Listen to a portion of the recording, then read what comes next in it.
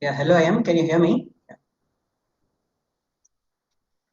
Yeah, I am able to hear. Yes, Naresh. Yeah. So we'll get started in about 4 minutes. I think we are expecting a few more. Yeah.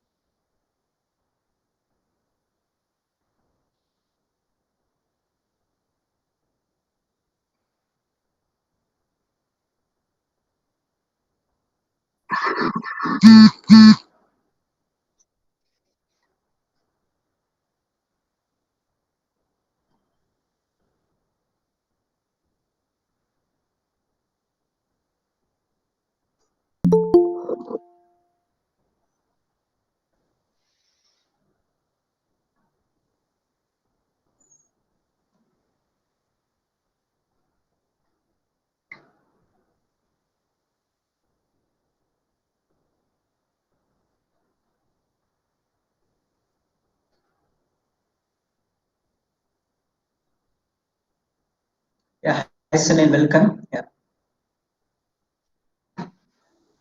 Sir, John, sir.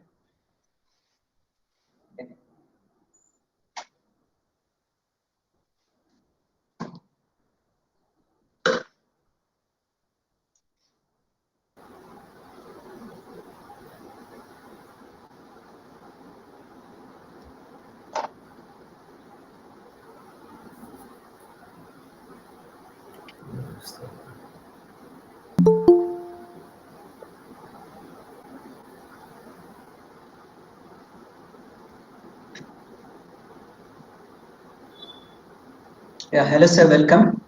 Sunil, can we have a quick mic test, please, before we begin? Yeah, sure. Yeah, it's audible. Yeah, thank you. Yeah.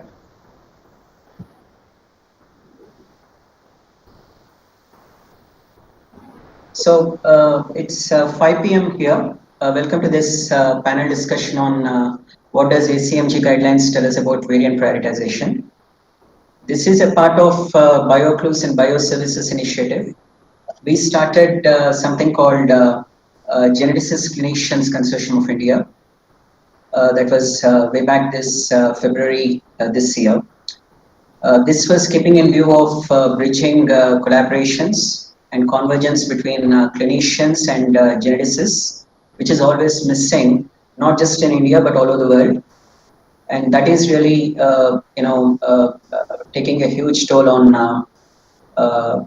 the diagnostics front. So today we have with me Obul R. Bandapalli, who is a senior scientist and a well-known cancer geneticist from DKFC, Germany. He has about 15 years of experience working on various aspects of pediatric diseases and as well as rare conditions, where he was instrumental in coming up with a diagnostic front through his German Cancer Research Center. And the second one is Naresh Taide. He is a director of Life Care Hospitals in the district of Aurangabad in Maharashtra. He is a well-known pediatrician in his field, and he has been instrumental in carving out a niche in identifying pediatric rare tumors and diseases in his region. And I've been privileged enough to have analyzed some of his cases, which I will discuss today. Sunil Polipalli, who is a well-known cytogeneticist. He is from Loknaik Hospital in Delhi. He's a PhD in cytogenetics, and he has been instrumental in identifying several diagnostic cases and coming up with medical genetics intervention through his research goals. So, and fourth one is myself. I'm currently at Birla Institute of Scientific Research. I've been into variant prioritization, and I've been associated with development of a couple of algorithms where we prioritize steps, which we'll probably discuss during this part of the talk. So the agenda here is we'll discuss about what are ACMG guidelines and the follow-up of ACGS and AMP. What are they? Which Obul and myself will discuss for about 15 minutes. And is there any alternative for India front here that we'll discuss for about 5 minutes? And variant classification and prioritization approaches, which we have come up with a strategy, which I'll discuss. I'll discuss about case study on congenital pouch colon, which I co-led here in Birla Institute of Scientific Research, which was an ICMR project. And Naresh two pediatric rare diseases, which we analyzed, we'll discuss. And finally, we also have Sunil's wonderful, analysis. At what point of time, we can go for, cytogenetic assays, so that be it the newborn screening, or be it some kind of screening in aftermath of diseased phenotype condition. We'll have. And if you have any quick questions, probably we'll definitely come up with those solutions after this. So, what is ACMG? ACMG is an American College of Medical Genetics and Genomics consortium. This is a kind of a framework. It's not really a consortium, but it's a given guidelines on when and how certain diagnosis can be better promulgated once we know that this is a kind of a disease phenotype that we have in our case. So they closely work with AMP, which is Association for Molecular Pathology, which is endorsed by ACMG as well. But since it is based in USA, the UK counterpart, which is a part of Royal Medical Society, they started something called Association for Clinical Genomic Science, which is based in UK. And likewise, there is also in Australia, there is something called Royal Society of Genetics, which they also endorsed. And together, the bigger umbrella is, of course, ACMG, where the guidelines are updated from time to time ever since 2012. But the latest guidelines are ascertained as per 2019 December logistics, which they delivered last year. So this was a well-known paper called Richards et al. In 2015, and from the Indian scenario, Pemmasani et al. 2020, they recently highlighted the need for such kind of classification scoring schema, or a kind of a framework, or a kind of a guideline, keeping in view of genetic testing that is being carried out in Indian conditions. So basically, if you really look into the type of conditions, it's largely the evidence-based classification. So we'll first look into the diseased phenotype. If the phenotype effect is a kind of a real match of the genotype effect, in order to ascertain that the broader classification is whether or not it is very strong, moderate, or supportive. So this is for both the so-called the benign, and as well as um, uh, the tumor condition, or the malignant condition, or the pathogenic condition. Okay. So, and this particular evidence-based classification is based on the following types of data. So it could be the population data, it could be a kind of a predictive approach, it could be functional annotation, it could be segregated. There could be some kind of de novo mutation data that's also known. And of course, there could be some kind of miscellaneous approaches. So that gives us a kind of a classification which is largely based on the four conditions. One is the benign, pathogenic, likely pathogenic, causal or bona fide, and in some cases there's something called if you don't know the kind of significance or the likely cause or likely effect of this particular phenotypic condition, they're classified as variants of unknown significance. So the bottom line is, if we have such huge types of data, so we need to have a kind of an evidence-based classification. This classification should have less discordance. So if you're segregating, say for example, if you're mixing population data with some predictive heuristic data that you have analyzed, at the end of the day, what should really matter is you should keep less discordant data. So there are a good number of databases that are publicly available. So there are three well-known databases. The difference here is the DB-SNP constitutes single nucleotide polymorphisms, which are the small mutations. The DBVAR constitutes a lot of structural variants, whereas CleanVAR constitutes a conglomerate of DB-SNP and DBVAR. But these are all clinically relevant or verified pathogenic mutations by and large. They could be the sequence-based mutations or the structural-based mutations. And then comes your variant proprietary databases that you really match with.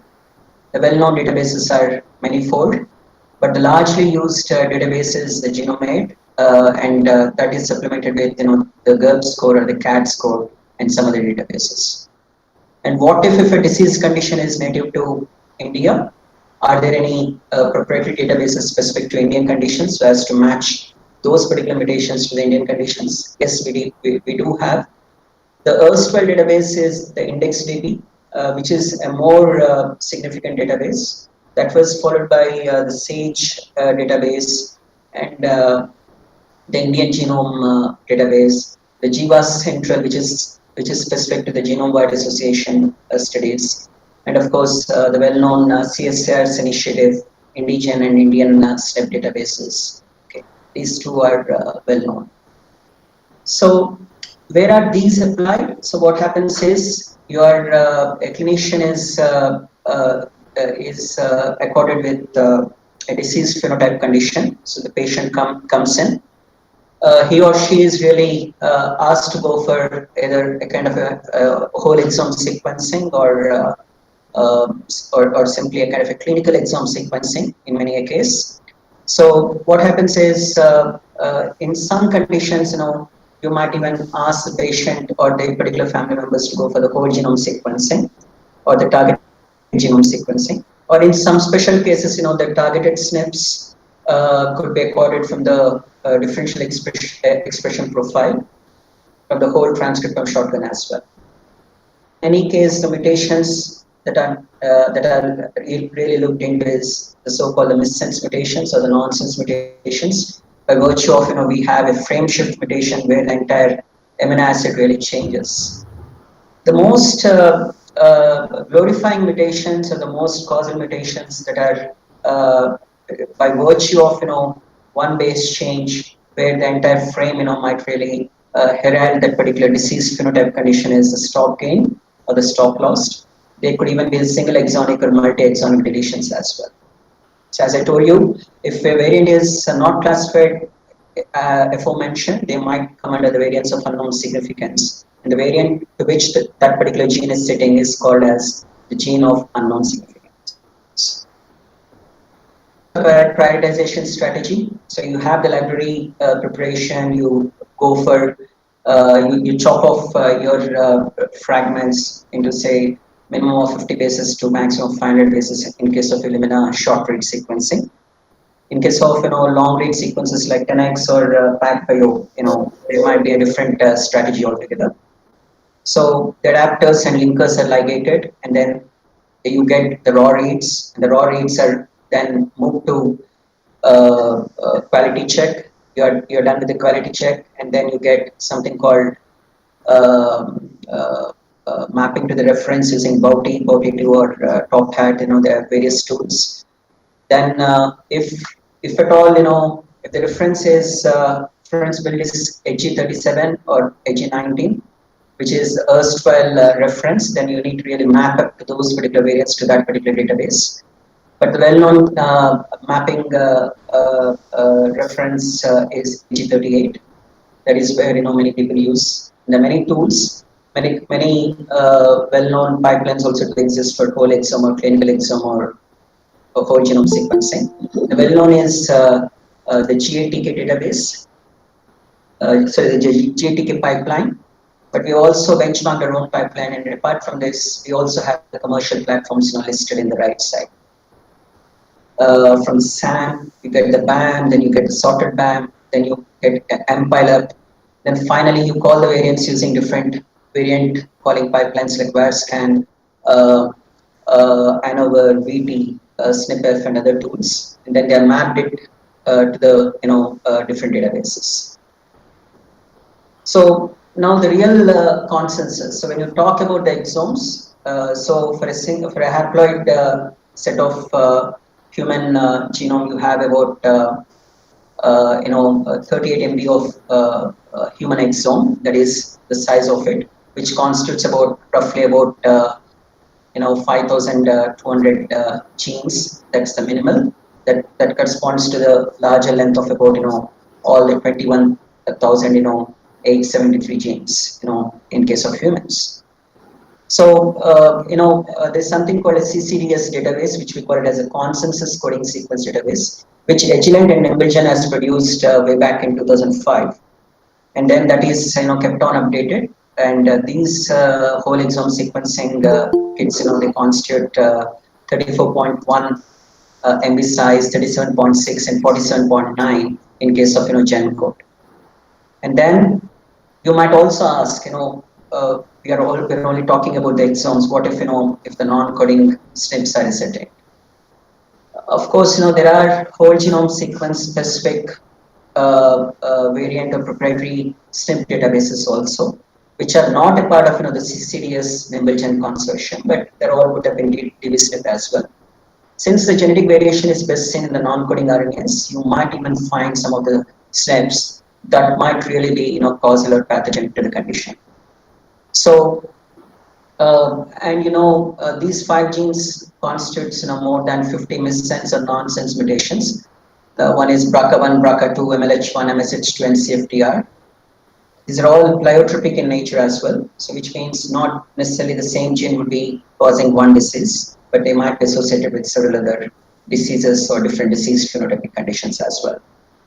So that is what we call it as pleiotropy. But many a time, the SNPs or the variants that you really call, they might be, they may not really be segregated. So they might be, clustered all together in this particular chromosomal loci.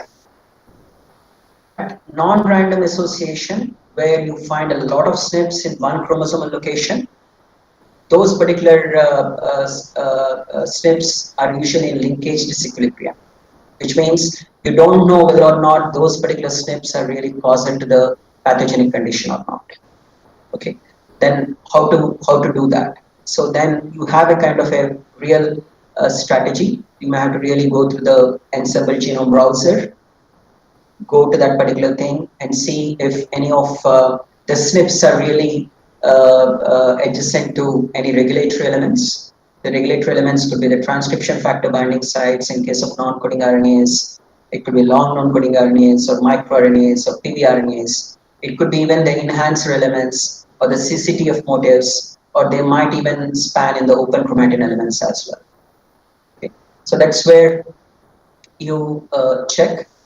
So, and this is a kind of a annotation strategy which we have deciphered as a part of my postdoc in 2014, my third postdoc then. So, what we usually do is we identify those particular variants or SNPs that fall under certain regions associated with transcription factor binding sites. And if there are any constrained elements, so which means if there is a GRP score about 2 or 3, and likewise if there are any regulatory elements, then that particular SNP might really be very important. So in this case, you see, imagine 4 pies have 4 different conditions, okay? And I find this orange SNP. These are all the SNPs, all the gold circles. So I could consider this particular SNP, this orange one, present across all the 4 pies. So all the 4 pies are different annotation strategies. Like you might have some tools like some annotation methods which I described, like the functional annotation, the constraint elements, or the regulatory elements. They might really play a very important role. Okay.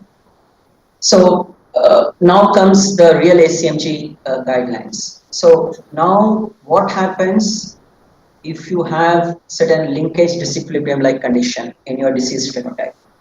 You find a lot of SNPs, you don't know whether or not that SNP is with a good map of 0.05 or not, which is common for all the disease conditions.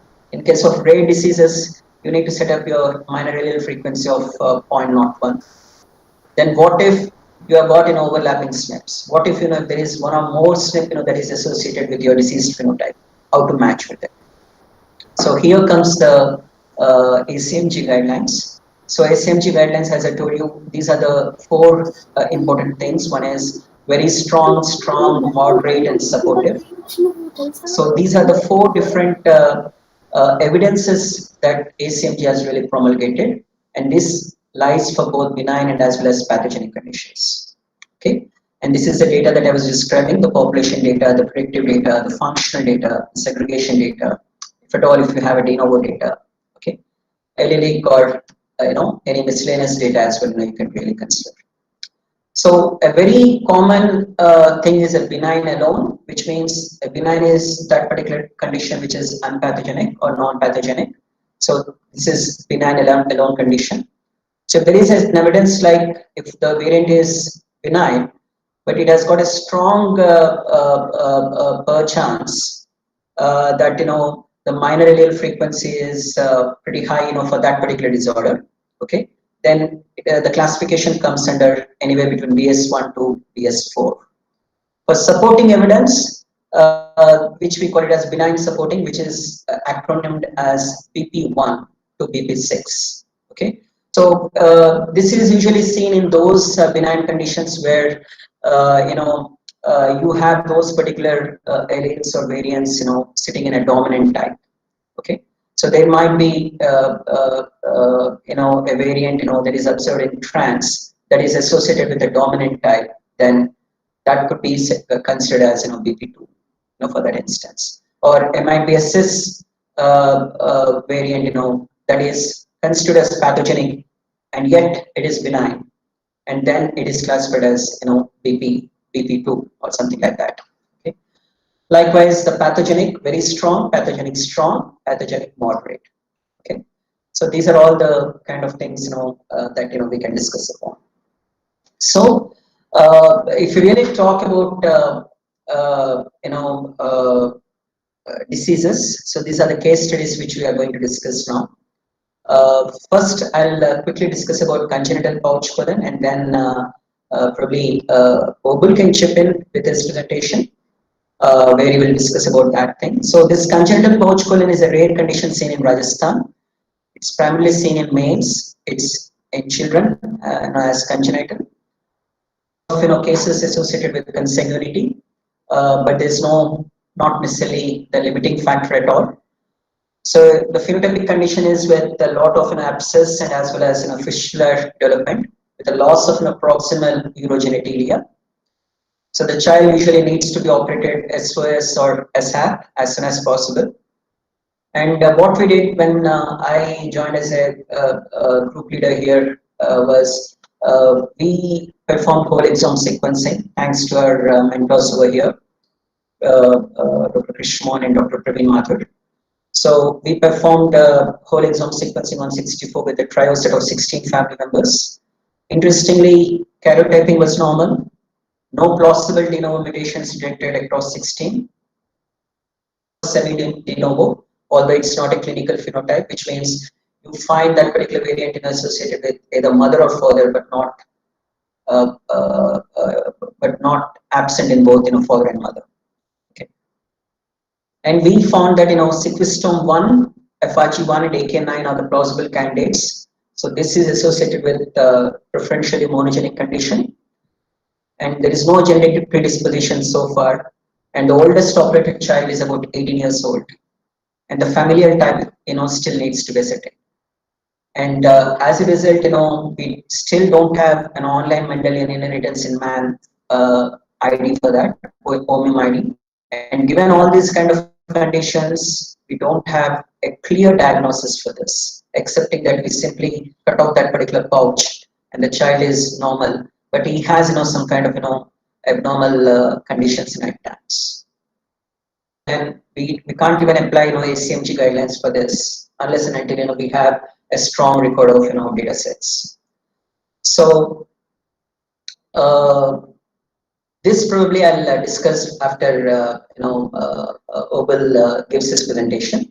I also have Naresh's presentation after this, which Naresh will also discuss. So Obul sir, please, if you can share your slides. Yeah. We'll come up with question and answers at the end, please. Yeah, because of brevity of time. Yeah, please.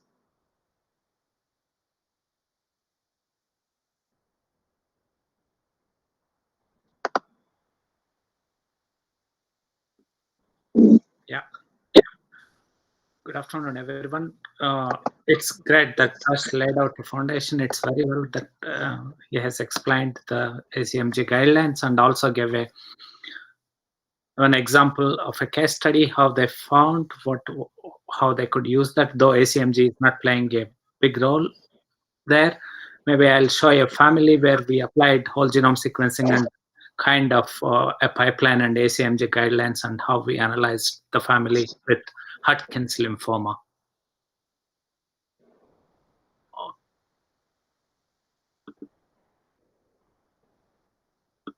Prashant, you have to help me. Never. Oh yeah, please, sir. Sir, there is something called present now at the extreme right. Yeah, present now. Okay. Yeah, and share your screen. That's it. Yeah. Cool. Yeah, thanks. Yeah. So you see, here is a family. First is. Sir, excuse me, sir. The screen is not visible. I think you need to click that your link, share link, that window, and then the screen will be shared. Yeah.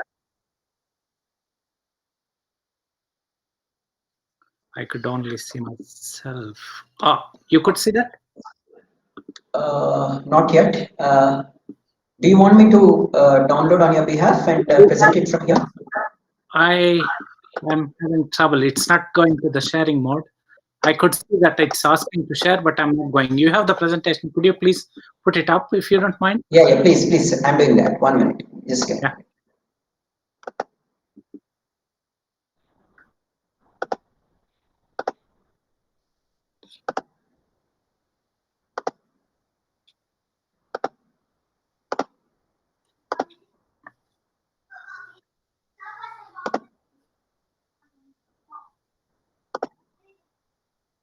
Yeah, thank you. Yeah, please, yeah. Cool.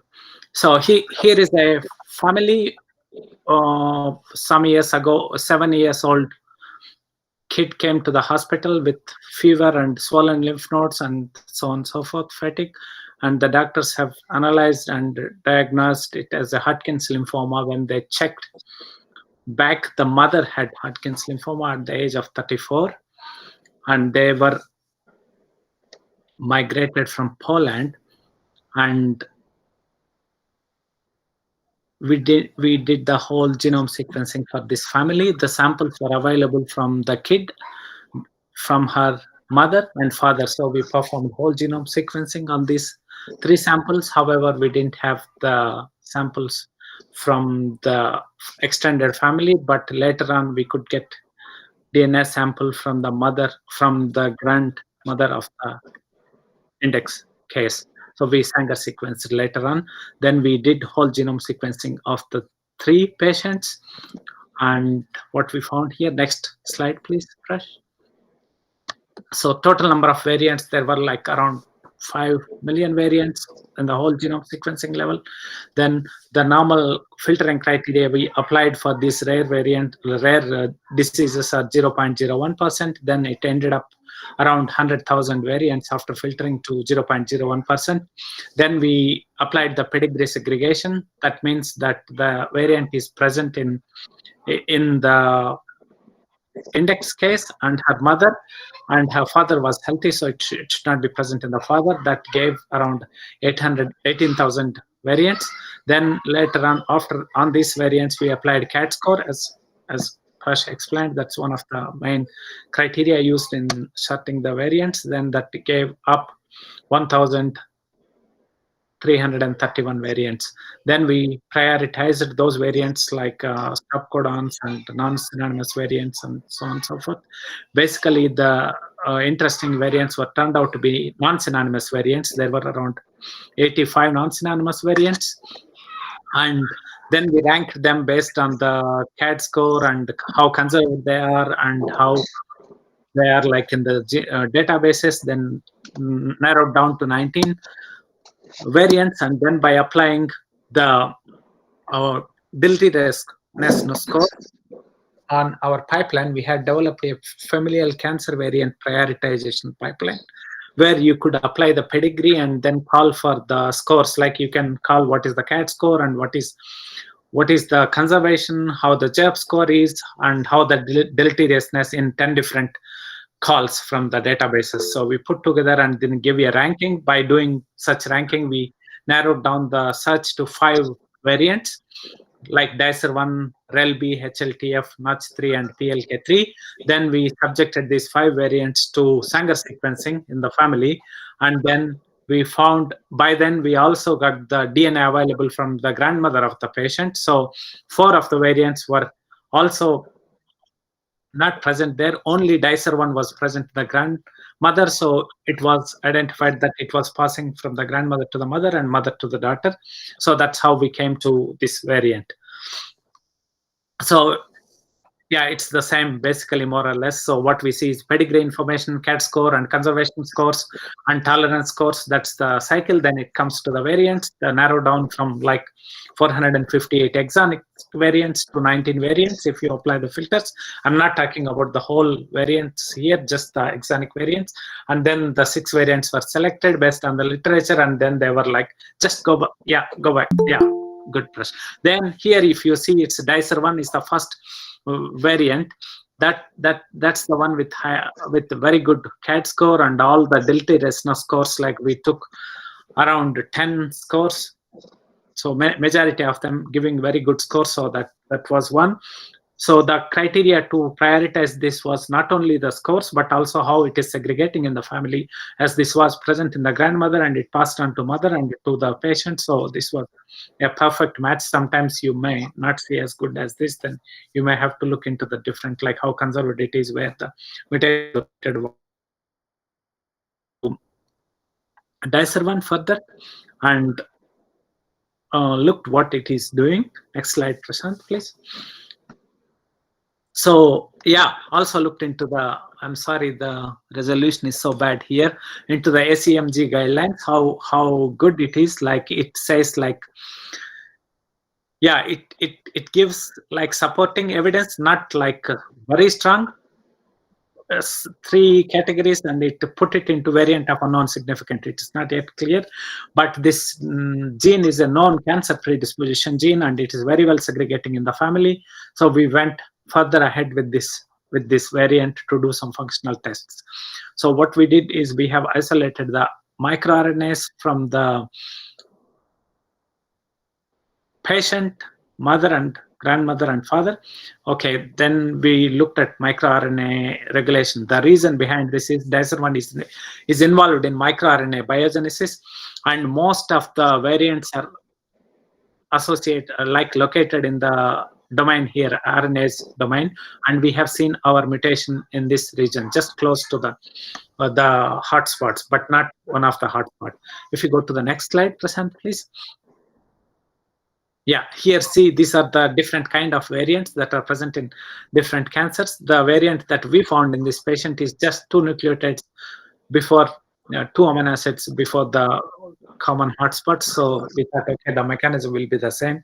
It may be involved in microRNA biogenesis, thereby regulating the cell proliferation and NF-kappa B signaling and so on and so forth. So when there is loss of regulation, the cells proliferate uncontrollable and the NF-kappa B signaling is activated, and that is leading to Hodgkin's lymphoma. That was the hypothesis.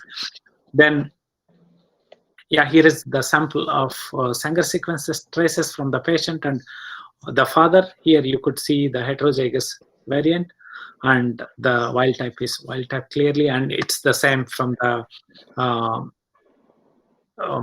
mother and grandmother. The mutant was clear. So I just show one sample. Then we have isolated the samples like microRNA from all the 4 samples. Here you could see from the grandmother, you could see the microRNAs LET7D, LET7G, microRNA 100 and MIR204 are there is no change, and from 21 and 22 the microRNAs like 21 is also there is no change in the 11 and 21. These are the like grandmother and father. There is no change because they are wild type. In the mother and the index case, the daughter, the small child, you could see all the microRNAs are downregulated, and MIR204-5 is significantly downregulated, which are involved in microRNA biogenesis and cell proliferation and signaling pathways, showing that these variant is leading to dysregulation of the microRNA biogenesis, thereby leading to cancer. Unfortunately, we didn't have any protein samples to do further analysis, but that's implicates clearly that this variant is predisposing to Hodgkin's lymphoma in this family. Yeah, the same approach we are using in several other familial cancers. We use cancer variant prioritization pipeline together with the ACMG guidelines, and also we also relax sometimes. The ACMG guidelines are still evolving. It's not 100%. If the variants are in cancer predisposition genes, or like they are very well known, so we, if the scores are not so good, still we go ahead and see the literature and do use like common sense how they are segregating and what's their function and so on and so forth. So it would be a combination of ACMG guidelines, and we have to evolve. It is not yet 100% like these the gold standard, so we should keep in mind that they are still evolving with time. We can use them together with the data and how the patient data and phenotypic data, as Prashant explained, that everything has to fall in line. Then you can do the identifying the rare variants. So that's what from my side. If you have any questions, I'll be happy to answer on that. Yeah, thank you so much, sir. We'll take Q&A session after all the speakers finish it. Thank you so much. So next we have Naresh. So Naresh, would you mind bringing up this? Yeah. I am audible. Yeah, please. Yeah. So we are going to discuss this case of localized arthrogryposis multiplex congenita along with the global developmental delay. This is an 8-year child referred by the neurologist in view of global developmental delay, and he has a joint contracture since birth, for which he is also operated at the age of 3 years and 4 months. So family brought this child with global developmental delay, and when we assess this child, he has a speech was more affected than other domains in history, and his records so that he contracture at hand, bilateral right hamstring, and iliotibial band contracture, which was operated at 3 years and 4 months of age. On examination, this child got weight of 7.1 kg, which is less than 3rd percentile. Height is 105 centimeter, which is at 3rd percentile, and head circumference was at 2 standard deviation. He also had laxity of finger, broad nose, elbow, and knee was hyperextensible, long toes, and horizontal nystagmus. In antenatal history, mother had hyperemesis gravidum during the whole pregnancy, and UHG showed femur and humerus. This global developmental delay was noticed in beginning, so it is present since infantile age, and he was born full term by vaginal delivery and required NICU admission on 7 days. In family history, his sister was also similarly, but she had a mild presentation and she can walk with some difficulty. Investigation show MRI brain at 3 years show positive white matter, EEG nerve conduction study and karyotype which was done and found to be normal. As both the child are affected, so there is no history of consanguinity. I am highly suspicious of some genetic disorder in this child, probably autosomal recessive disorder, and we want to look for the AMC along with the global developmental delay category. And I sent clinical exam. Next slide, please. Exam of this child, and to my surprise, is come normal. And as the clinical exam was normal, then I have to plan the microarray, or we should review the data, raw data of this clinical exam. We talk with the Prashant and we try to review this raw data, and I think Prashant will tell about how he progress with the raw data again in this case. Right. So at the first instance, the condition was initially found to be normal, but there's something called TMEM67 mutation seen in this particular child. which is broadly classified as highly pathogenic, but considering the fact that it's a transmembrane protein, and whether or not it has really resulted in a non-synonymous mutation or not, that was really checked, and this was not really ascertained by Sanger validation, and that was the reason why the erstwhile chromosome microarray was also not cross-checked. Point of time, the microarray, although it was done, it proved to be inconclusive.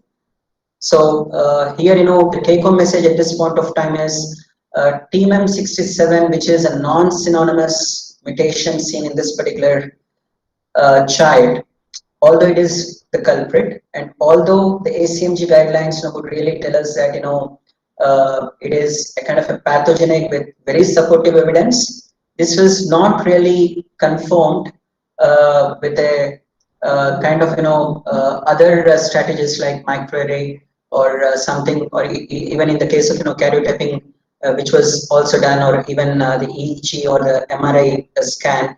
All those particular things are not in supportive or in favor of the ACMG classification called PVS1. So this is the case with this child. So we earlier thought that it could be Yogurt syndrome or Grubnow syndrome, but from the disease phenotypic condition, Dr. Naresh feels that this may not be the case. Yeah.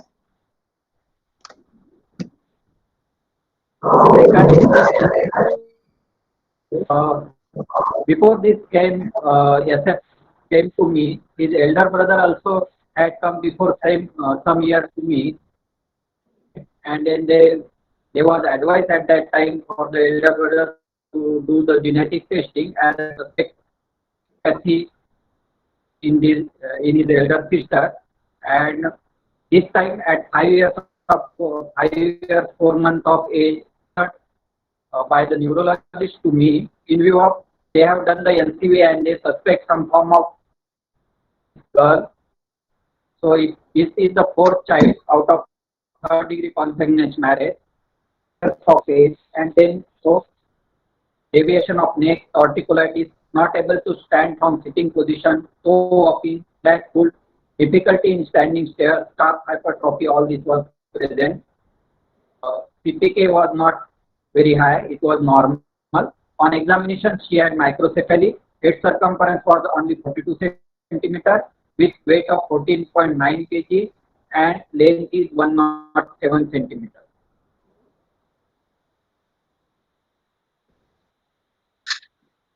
Like linodectally of little toe. He also had neck flexor weakness and genu recurrence present. Pain and sweating in this girl was normal. No palpable nerve trunk or no organomegaly was known. She had done NCV from neurologist which shows sensory motor zonal more than demyelinating polyradiculopathy.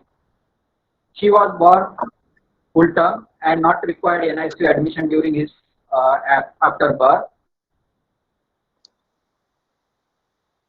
You was more severely affected and she died at age of 10 years. Again, in this case, as there are history of consanguinity and both child are affected, I suspect highly on autosomal recessive inheritance with some type of neuropathy or myopathy, and we go for the clinical exam. In this case, to my surprise, they show the FBN1 mutation, which is a heterozygous mutation and is responsible for the Marfan syndrome, but and labeled as a uncertain significance. But we clearly see that the patient's phenotype is not matching with the whatever the mutation in clinical, and we doesn't consider it to be labeled as a positive element in this patient. Again, discuss this case with Dr. Prashant, and we go ahead with the, again reanalysis of raw data, and also we have done the microarray testing, but again microarray doesn't able to reveal any pathologic or likely pathogenic mutation to us. Dr. Prashant will tell about the some uh, Yeah. what they have done with the raw data in this? Yeah, yeah. So it's the same thing, in the previous case. These two are siblings. Unfortunately, the disease phenotype conditions, do not match with the genotypes that we have here. Although, we found the so-called the VU as variants of unknown significance. The Marfan syndrome is disregarded in this case because of, lack of evidence, at the phenotype level. But when we really match it, and check the ACMG guidelines, so it comes under the so-called PS1. So which is we found a pathogenic variant, but we have got a supporting evidence. But this is not really again confirmed with either disease phenotype condition or the second segregated test, something like the microarray. So, given these particular conditions, I would now request uh, Sunil, who is a cytogeneticist, to come up with his slides, if any, please. Sunil, do you have slides? Yeah. Yeah. Yeah, please. I'll just stop the presentation. Yeah. Okay. Yeah. Thank you, Sunil. Yeah. And then, given these particular cases, Sunil as cytogeneticist could give his expert opinion on the 4 cases which we have taken. One is the AML, which Shobal has explained, the CPC that I've explained, and the 2 cases that Naresh has explained. Yeah, please. Yeah. Hello, Hello. 1 minute. I'm not able to share. Okay. You can right click present now, Yeah. Sunil. Sorry, not right click. Right side you have present now. Yeah.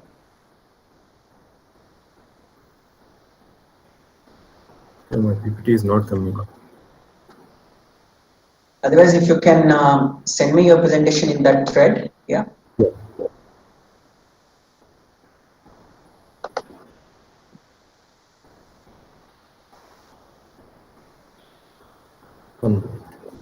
It just takes a quick 20 seconds buffer time, Sunil. Yeah. Okay. Yeah.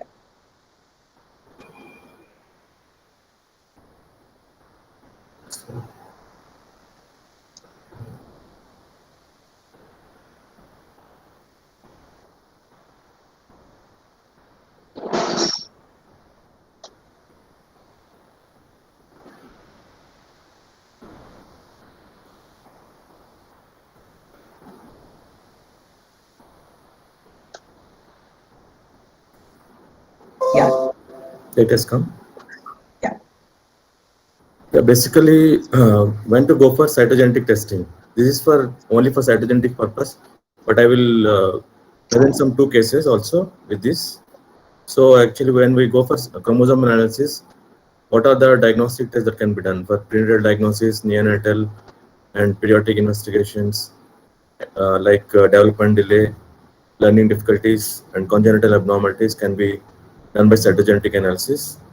So neonatal, like developmental delay, autism spectrum, congenital malformation abnormalities can be done by cytogenetic karyotyping, fish analysis, microarray, and later on we can go for the confirmatory by whole exome, yeah, clinical exome sequencing also.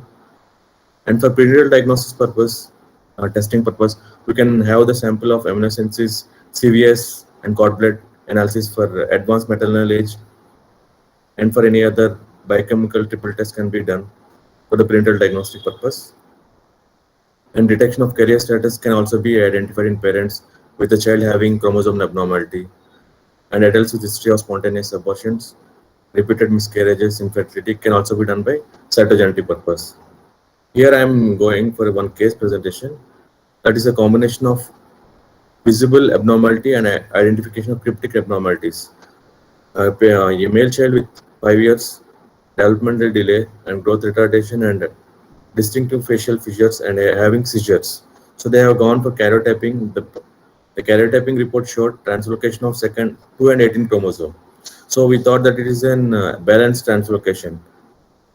But when when we have seen the features, but we have suspected that it might be another any other chromosome anomaly. So then we have gone for RSCGH. Then we identified that there is a 9p terminal deletion and duplication of 18p chromosome also. So this is the microarray report. So there's a 18q loss. The just loss at the breakpoint of translocating 2 and 18 is the 9p location. So this is the thing what we identified. And this is the case 2, a 29-year-old female, gravida 1, in good health, no significant family history of prenatal exposure, and prenatal screening has been done. So there 1 in 2000 risk, it was negative, and there is a chance of 1 in 195 case of Down syndrome. So 19-week fetal morphology ultrasound was done. So then ventricular septal defect was identified, and polyhydramnios and suspected cleft pilotant was identified. So patient is seen in genetics and offered amniocentesis with key of PCR to rule out any common implied like the Down syndrome, trisomy 18 and 13. So key of PCR also, the result is negative only. There is nothing, it has not identified any anomaly. So then patient is then offered chromosome microarray for further more detailed analysis testing was performed on the same amniotic fluid sample. Then there's a 22q Raynaud syndrome. There's a 2.4 MB deletion in the chromosomal microarray report. So this is the case presentation. But now I want to focus on why we want to do newborn screening. So newborn screening was started by Robert Guthrie in 1960s.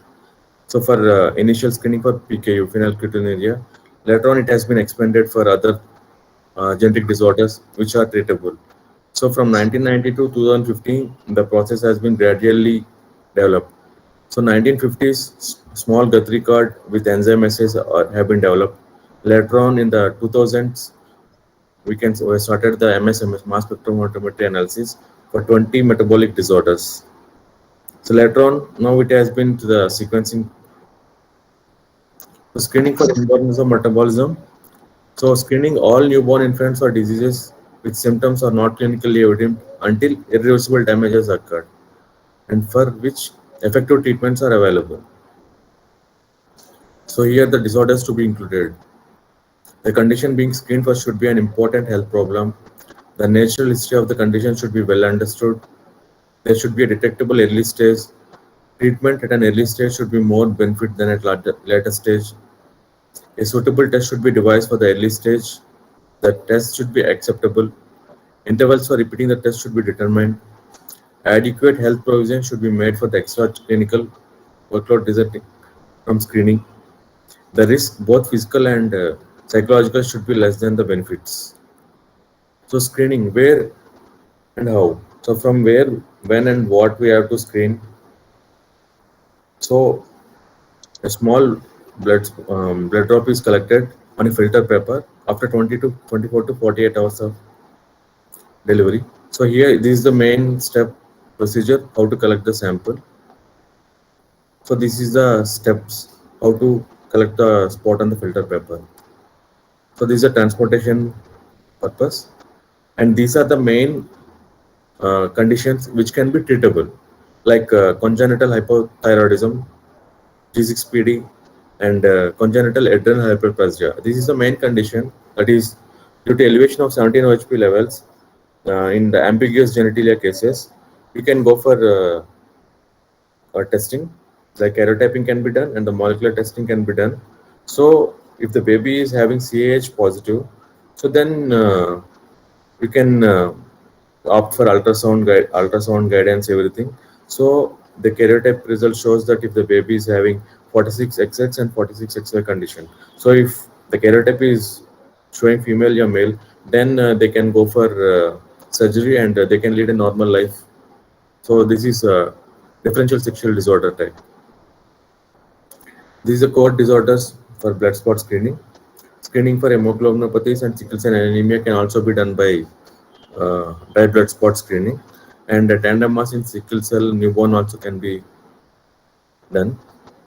So if the results are abnormal, then you can go for a repunch of the sample, or you can call the patient and you can collect the sample and do the analysis, and you can counsel the patients as well. The mass spectrometry can be used for identifying SN carotene levels like C3, CO elevations can be identified in some MCAD, VFCA, like very long chain fatty acid and medium chain fatty acid disorders can be identified by using mass spectrometry. These are the disorders that can be screened by mass spectrometry, like MCAD, sickle cell, congenital adrenal hyperplasia, thyroid, biotinidase, phenylketonuria, GALT, SCID. There are also autoimmune deficiency disorder like cystic fibrosis CF and DM detection, muscular dystrophy, and Fragile X cases can also be screened by red blood spot itself. These this can be confirmed by GCMS analysis also. This is the prevalence of congenital hypothyroidism in India. What we have studied for the last 4 years, that is from 2014 to 18, we have done this congenital hypothyroidism. These are the Indian prevalence of congenital hypothyroidism. This is the main condition for congenital adrenal hyperplasia. So these are the prevalence of Indian studies. Easily treatable if detected early. So this is the main condition we can look into focus. These are the estimated prevalence of various genetic disorders in India. So summary, I want to conclude, every child deserves a healthy start in life, promotes a medical paradigm shift from reactive to proactive and approach, a model for genomic medicine, predictive prevention and personalized. It can be a preventive health program like immunization if we can start early. So it can save at least 1 in 300 live births. Development issue detected early and invented early can add protective population. So how to combat the burden? Possible strategies: increasing awareness, early diagnosis prevention, training and strengthening services, surveillance and registries. Thank you. Excellent, Sunil. Thank you so much, for your wonderful presentation. So before we move to the two conclusion slides, which we'll discuss later, I'll just have a quick round of Q&A for the panelists. So given the two cases that Naresh has shown, Sunil, why do you think that probably the microarray has really failed in that particular two conditions? Or could there be a kind of another plausible test that could have been considered?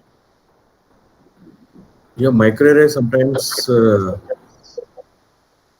1 minute, I'm checking.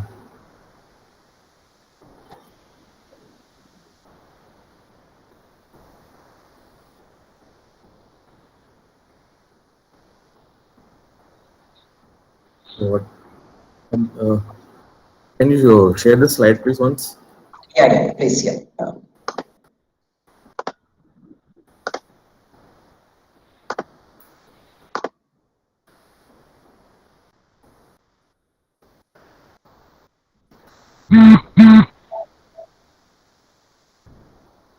Yeah.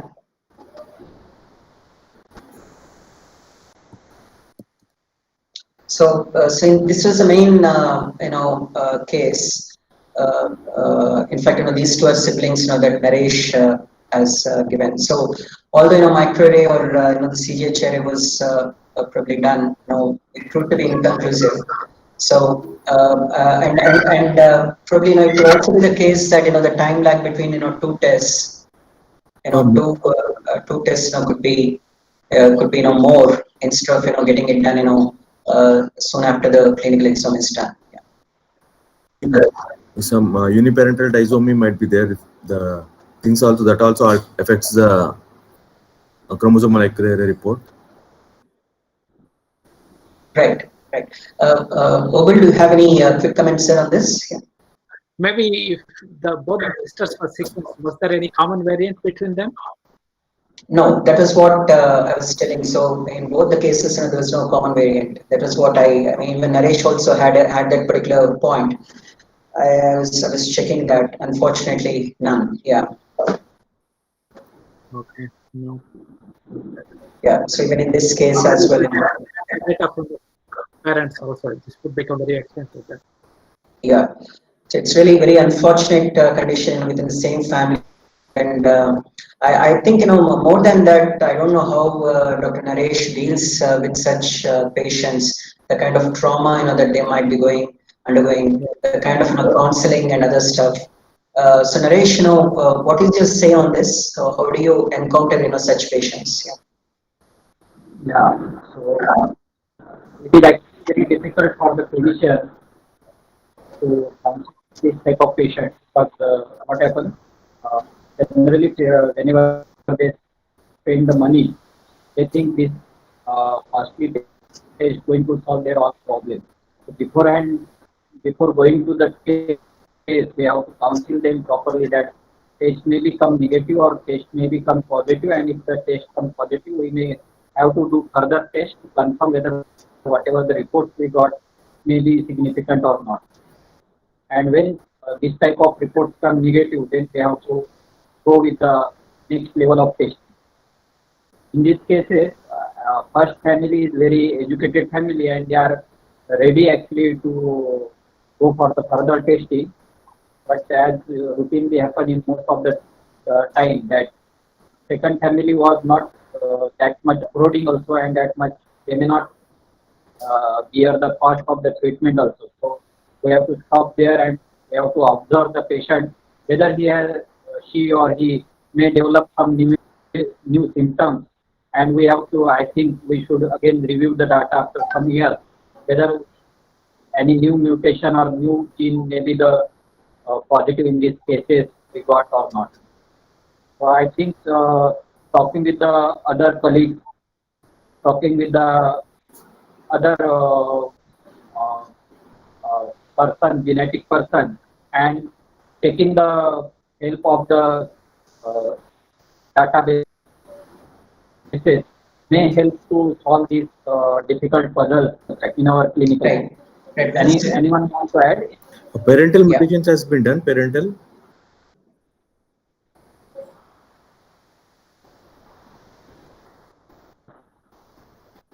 Sorry? mutations. Parental mutations. Parental mutation was not done in this. Both the second family was not ready for the further testing, and first family they are outside, so they are ready. But we are planning whether we should go at present with this testing or we have to go for the whole exam, and then we should go because This is, actually this mutation is also not 100% matching with the patient's phenotype. Okay. and this is also associated with the kind of inherent stigma that because they all come from village, and the kind of medical ethos, or the kind of inherent stigma, okay, that why is it we need to give this particular sample. So that kind of counseling session should also be probably associated. Should be Yeah. given. Yeah. So I just have, Yeah, counseling is a very yeah. important part. Yeah, I'm sorry. Yeah. Yeah, I have one question to Sunil. So, Sunil, why is that, the CH, the congenital hyperthyroidism is, the kind of slides that you have shown, the incidence is pretty high in South India. Why is that? In South India, maybe diet, not genetical factor, maybe diet and Okay. the Yeah. Yeah, I could maybe see that, all the states are South except in Chandigarh. So, which maybe, it's just by chance, I don't know. Yeah. yeah. And I have one question to Obul sir. Sir, it's quite amazing that you could get DNA of grandmother as well. So is it because the grandmother is pretty old or pretty young? That's because when you have gotten the samples, Sure. ever since Europe started. Yeah. Yeah, the one good thing is, like, for example, we have the samples in Europe. They have really good system of banking the samples. So even for many Right. people that died, they still have the samples from the families if they have this kind of history. But in this case, Right. this family is not from Germany; they are from Poland. So when the child was diagnosed with this, and it was traced back, then the mother and then to the grandmother, she came all the way from there when to give the blood samples after we found this mutation and then explained that this may be the case. Then she volunteered to come to the clinic and donate blood. That's how we could get. So that would be different kind of scenario in India, because of the economic reasons, and also here the insurance will pay for the tests and things like that. In this light, I also have a question to Sunil. What would be the cost of all this inborn screening? It would be really nice to do this. It's a pity that we could at least can save 1 in 300. It would be very big number when you convert it to all the kids. But what is the cost of this package? If any of them are included in any program, health program, or they have to do it in? No, actually, here in India, this program is not there. But we are having a project from DST, Department of Science and Technology. So we have done in that only. So it costs around 300 rupees only. If we go for per sample, one sample, That's a one sample subsidized, testing. subsidized price, right? I mean, No. We are doing free of cost only. I see. We do free of cost all the tests in our institute. It doesn't charge. Right. Yeah. Yeah, actually, these type of programs should be implemented so that all the children will be benefited, newborn babies. If it is really 300 rupees, I mean, in the health program, it can be persuaded. Probably this should be. Yeah, it should come into the public health program. Yeah. Yeah. And maybe maybe the clinicians also do not know the essence of such tests, Sunil. Maybe this is where we need to bridge that particular gap. Yeah. Actually, some programs are being implemented under National Health Mission. So Kerala has started this program 1.5 year back. So they are doing very good, Kerala. Right. Wonderful. Yeah. And we are also in Delhi also, Dr. Seema Kapoor is the in charge of our department. So she is looking to the newborn screening for past 15 years. Right. Yeah. Wonderful. Yeah. So everyone are planning to implement this program. Yeah, I think we at GCCI, should also take this up. Like you as a chair and Nayaz and Dhanlakshmi and Dobal and Naresh and myself and others, we all should. Because awareness is not there regarding these things. Yeah, sorry, so you were saying something? Yeah.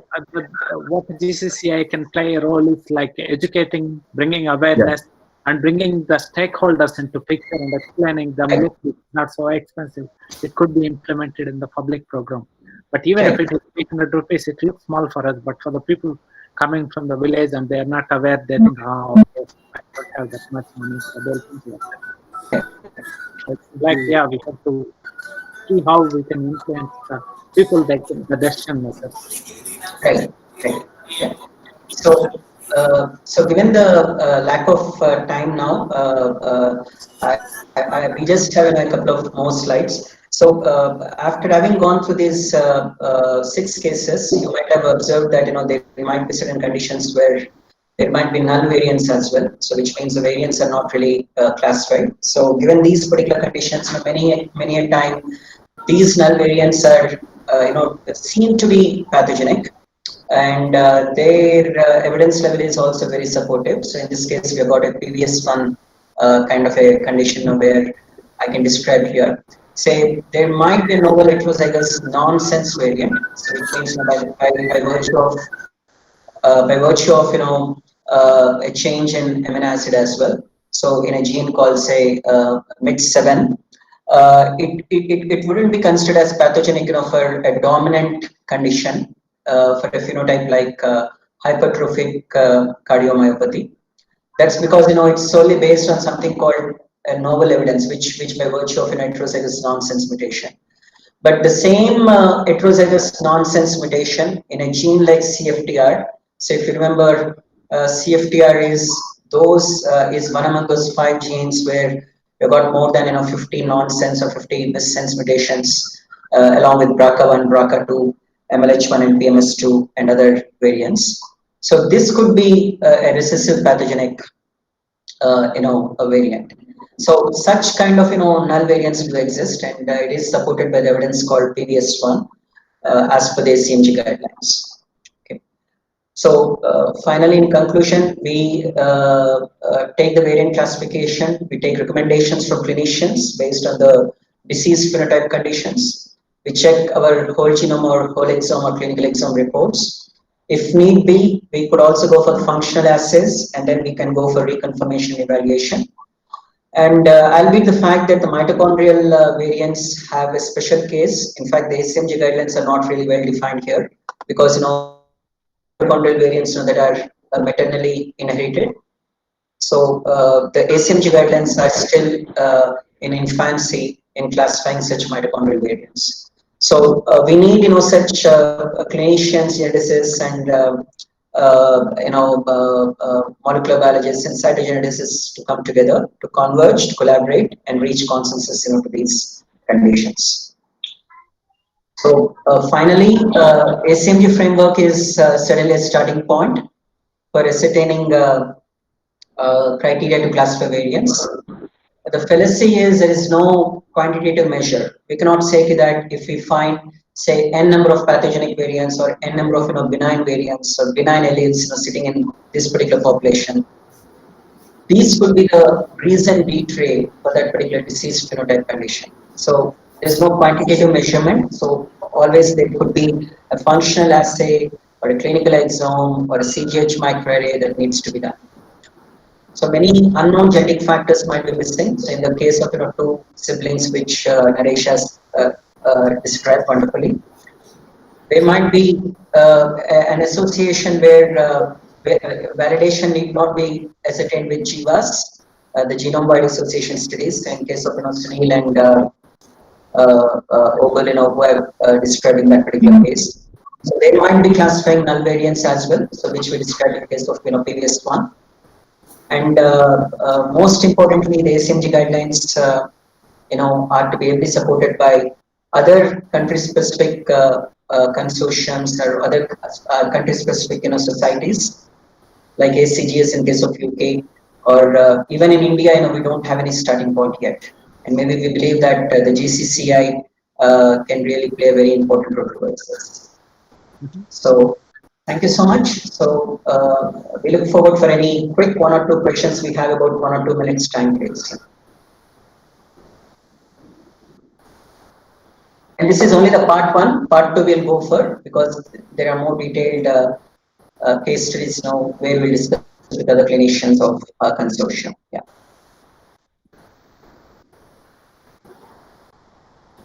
So there are no questions. I personally would like to thank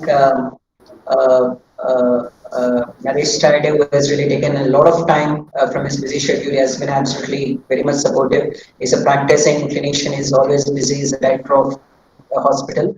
I would like to thank Sunil as well, who has taken a wonderful time and energy. He's our chair of this consortium along with us.